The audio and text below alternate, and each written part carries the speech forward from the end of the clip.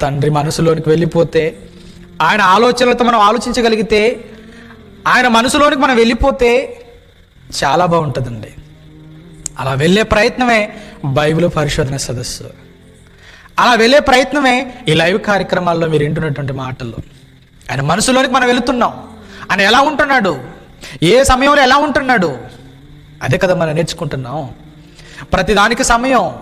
తండ్రి ఈ సమయంలో ఎలా ఉంటున్నాడు, ఈరోజు ఎలా ఉన్నాడు తండ్రి, మన చుట్టూ, మన ప్రాంతంలో, మన దేశంలో, ప్రపంచంలో జరుగుతున్న ప్రతి పరిస్థితిని చూసినప్పుడు అప్పుడు మన దేవునిలోనికి వెళ్ళిపోతే, దేవుని ఆలోచనలోనికి వెళ్ళిపోతే ఈరోజు తండ్రి ఎలా ఉన్నాడో నీకు అర్థమైపోద్ది.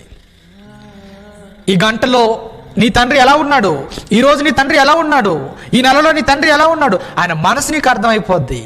ఆయన మనసును తెలుసుకోవాలి. ఆ మనసు తెలుసుకునే ప్రయత్నమే ఈ ప్రసంగి గ్రంథంలో ఉన్నటువంటి విషయాలు. ఆయన మనసు బాగా నేర్చుకోవాలి, ఆయన మనసు బాగా తెలుసుకోవాలి.